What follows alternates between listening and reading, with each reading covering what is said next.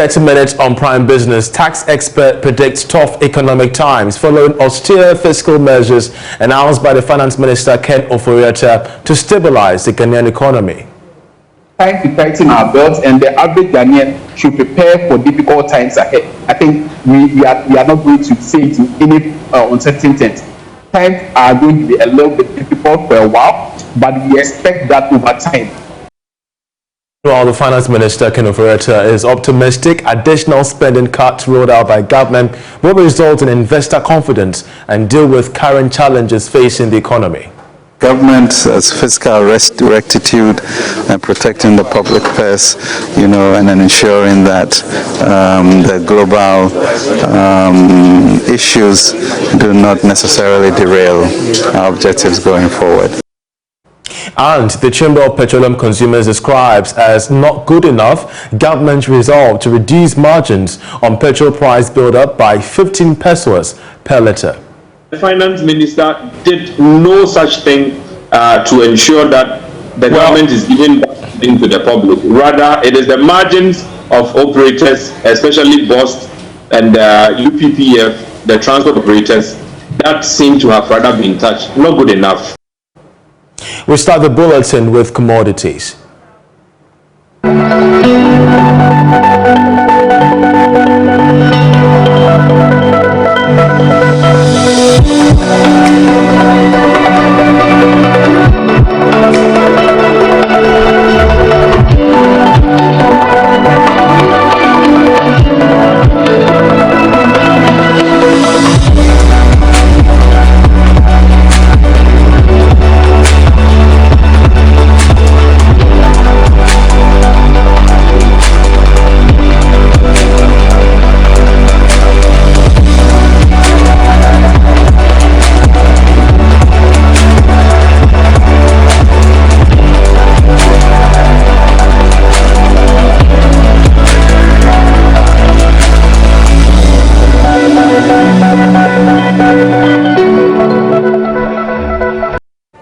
I'm Charles Ayitey. Let's start with our first story. Finance Minister Ken Ofori-Atta is confident the additional spending cuts announced will help restore confidence and deal with the current challenges facing the economy. Now, the minister today announced a series of additional spending cuts expected to save some 3.5 billion cedis for the economy. Some have questioned these measures, with some describing it as cosmetic, but the Finance Minister disagrees.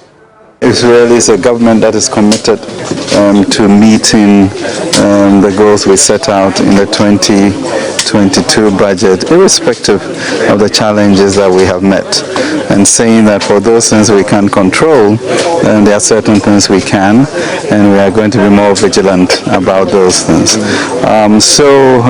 Government's fiscal rectitude and protecting the public purse, and then ensuring that the global issues do not necessarily derail our objectives going forward. So we are confident about that, and we really expect others to also still believe in where Ghana is going. My major problem is also the bit about the committee that you might be putting together as well to ensure compliance. If you look at overruns in the previous years, what will be done this time on to ensure that everyone sticks by it? These are extraordinary times, and so the committee is already functioning at the ministry, dedicated to that. And really, when you look at the nature of our gift miss systems, it won't even allow you to be able to book those expenses. So those will be worked. That was George Rafi, the interaction with the Finance Minister. Meanwhile, tax expert and partner at Deloitte, Ayitey, is predicting tough economic times following austere measures announced by the Finance Minister to stabilize the economy. Speaking on Business Live, Ayitey argues that even though the government has introduced some reliefs to Ghanaians, they are not enough to cushion them against global economic development. He is, however, optimistic the measures will boost investor confidence.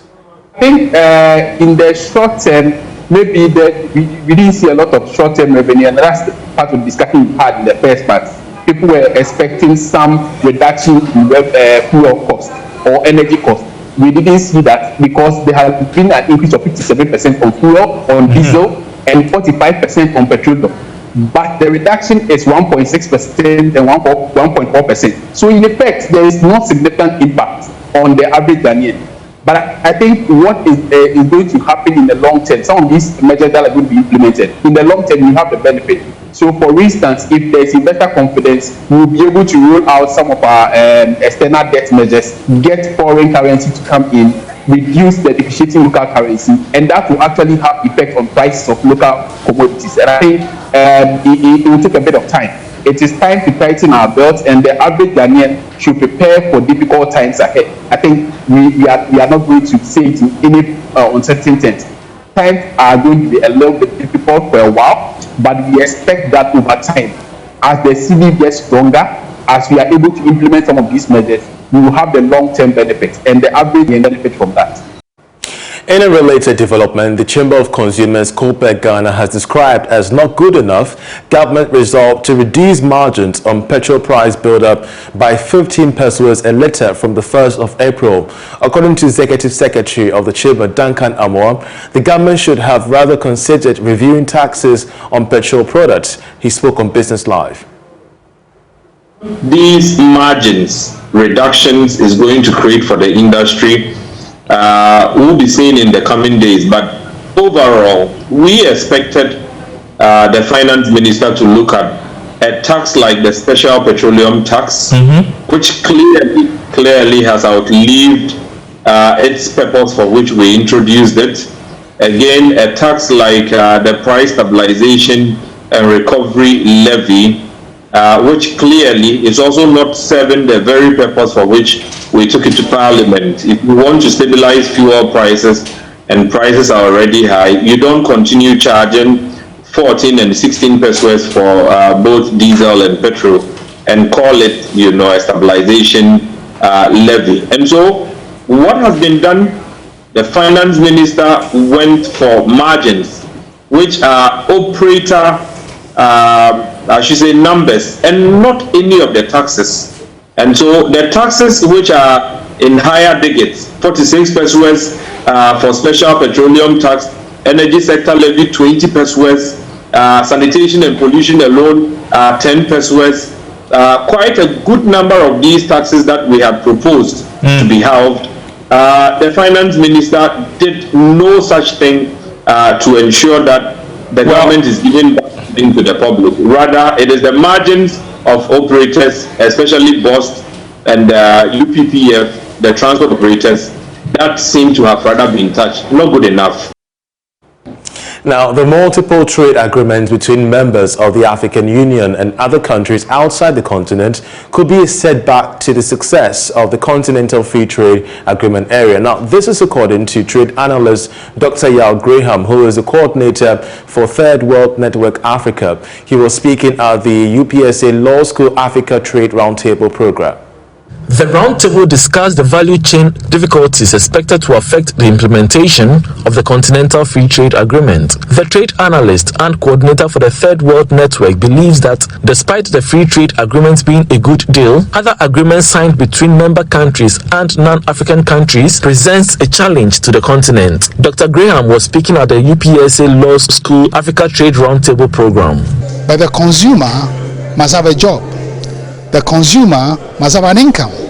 So if you have a liberalization strategy which does not support the building of African enterprise, African capital accumulation, African job creation, you actually can be improving the conditions under which foreign firms increase their profits across the African economy and export value out of the economy rather than facilitating capital accumulation and economic expansion in Africa.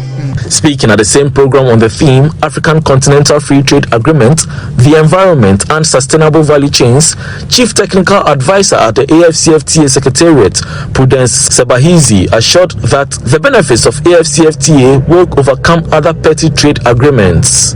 One, we have resources. Africa is rich in resources.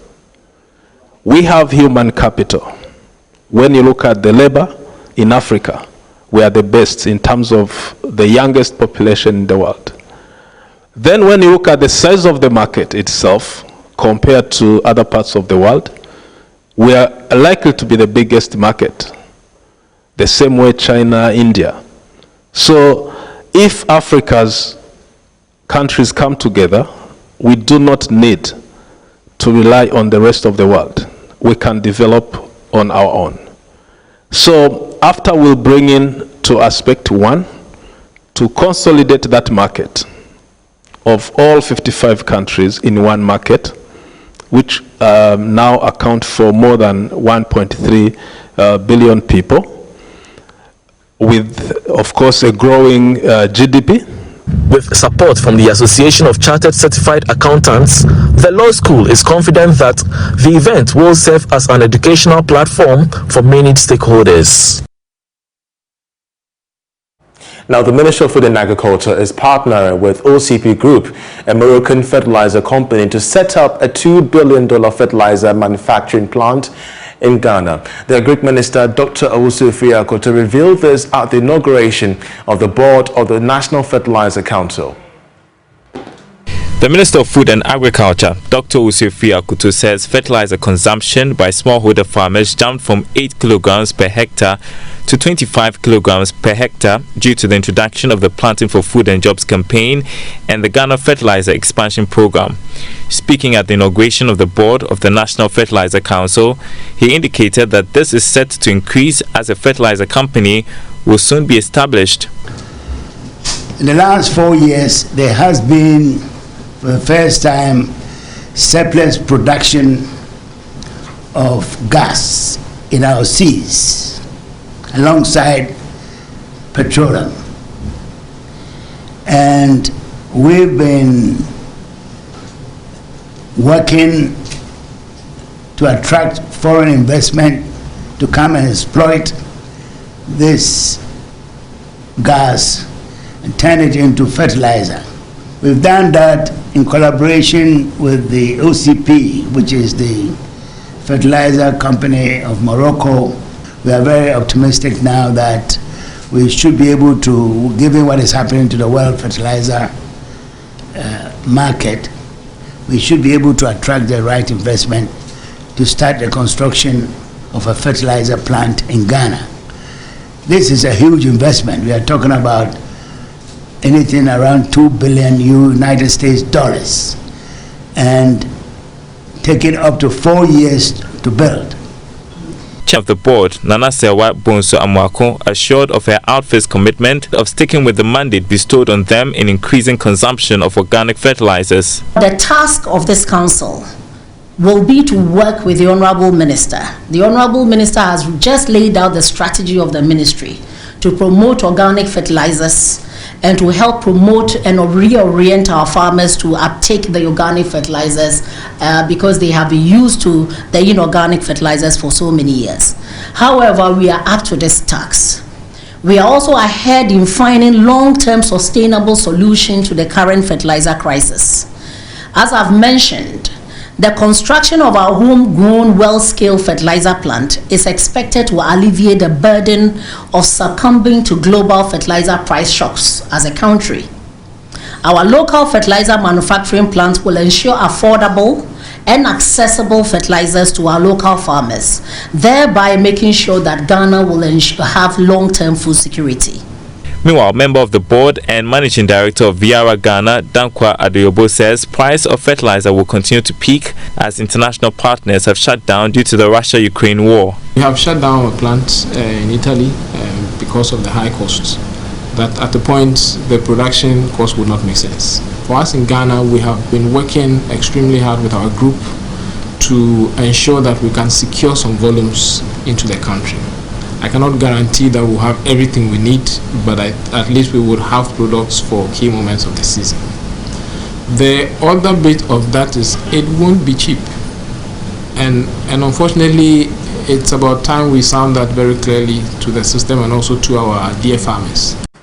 Now, traders of essential commodities at the popular Techiman Central Market are lamenting the soaring prices of food items which have affected patronage there.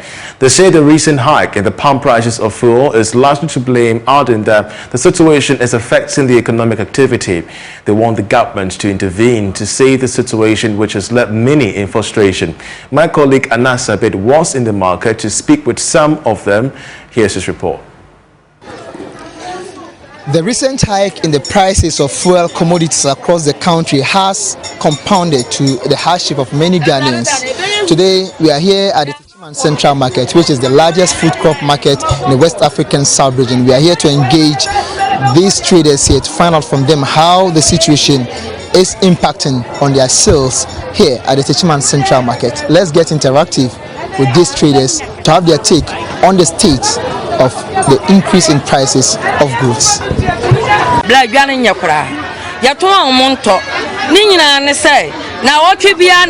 market is bad because every now and then there is increase in fuel prices, and this is causing the hike in the prices of goods. I sell pepper here and I travel to Paga for my goods. When I started, the fare per bag was 12 Ghana cedis. Last year, they charged us 25 Ghana cedis per bag, but today we pay 50 Ghana cedis per bag. So the hike in fuel prices is affecting the prices, and buyers here cannot afford it. They need the items but cannot buy due to the cost.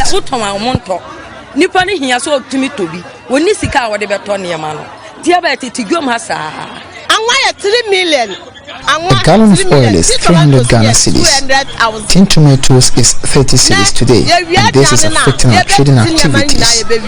We can't make profit, and even the money to give our children for school is a problem. So we are really suffering. Today, even Okada charges 8 cedis from here to Tamale Station. So we are really suffering. These traders say the incessant hike in the prices of goods is adversely affecting their trades, as buyers no longer patronize them due to the exorbitant cost of commodities in the market.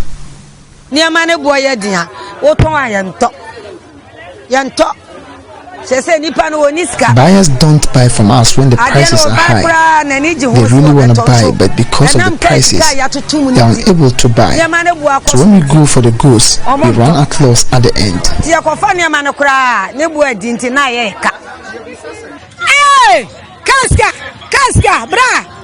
At first, we paid 20 Ghana cedis from here to Kumasi, and now it's 25 Ghana cedis. Same applies to the market tools. It used to be 50 pesos, but now it's 1 Ghana cedis. Everything is being affected, so it's compounding to our hardships.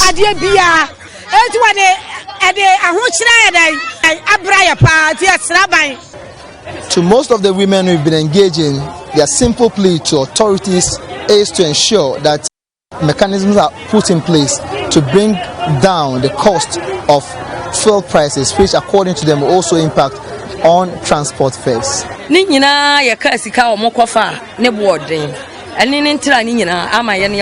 are going through is as a result of the fuel prices, so we are pleading to those in authorities to intervene because we are really suffering. We are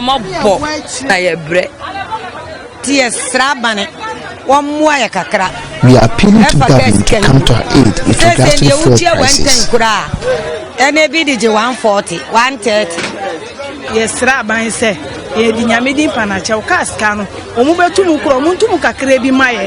plea to government is to do something about the fuel prices. Even if there's going to be increase, it should be something small so we can afford it. So this has been the situation from the Techiman Central Market. My name is Anas Sabit reporting for Joy News. Some financial institutions and cooperative credit unions have now started recovering after the financial sector cleanup and the COVID-19 pandemic. One of such institutions is the Ogua Teachers Credit Union in Cape Coast. The cooperative credit union announced an appreciable net surplus of nearly 100,000 cedis after recording losses in 2 consecutive years. Here is Richard Kojunyako's report from the union's 37th annual general meeting in Cape Coast. The annual general meeting of the Ogwa Cooperative Credit Union is designed to make stewards of the union account for their stewardship to their members, fraternize with them, share ideas and receive feedbacks on the running of the union. At the 37th AGM, board chair of the credit union, Eunice Mary Abua, indicated that things have begun returning to normal after recording losses for 2 consecutive years. Notwithstanding the numerous challenges we face as a society, I am happy to state that the leadership of our union has been able to manage the business of the society in a proficient, prudent and gainful manner during these hard times to serve members successfully.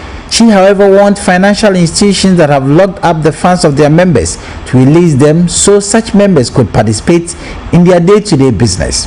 The only help that we need from the government is to get some of us, we have local capital with these farm managers. The only assistance that we need from the government to help us revamp or we get our monies back. The monies that we have invested, we should get it back. I think it will help us a great deal. A member of the board of directors of the credit union, Yao Ifa, who read the audit report, says the board of the credit union is exploring diverse options to rake in more revenue and to satisfy their members. We made more investments. We have also increased our assets. The board plans to develop a package for welfare associations in its catchment area.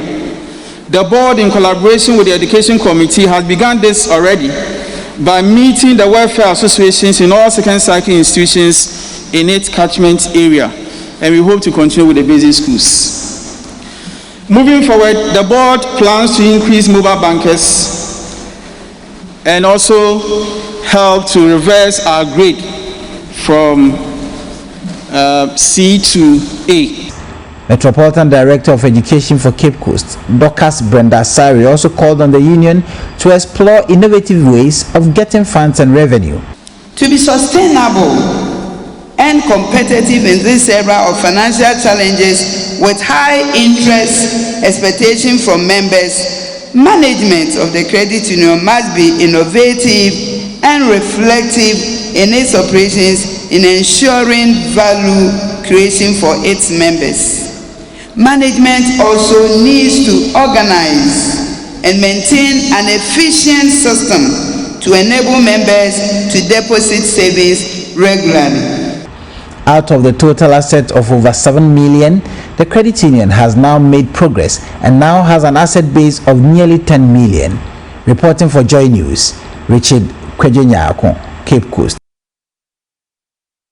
The Minister for Tourism, Arts and Culture, Dr. Mohammed Ibrahim Awal, is entreating the newly inaugurated board of the National Museum and Monument to monetize the National Museum and other tourist sites in the country to mobilize more revenue for the growth of the sector. According to him, his outfit will renovate most tourist sites in the country to attract more tourists. He spoke to Joy Business at the inauguration of the newly constituted board of the Museum and Monument. Mohammed Ibrahim Awal at the inauguration called for a paradigm shift that will aid the sector in mobilizing revenue through digitization. He revealed plans to modernize tourist sites in the country and mandated the board to support the sector as well as change the face of tourism in Ghana. First, let's turn that National Museum into a profit center.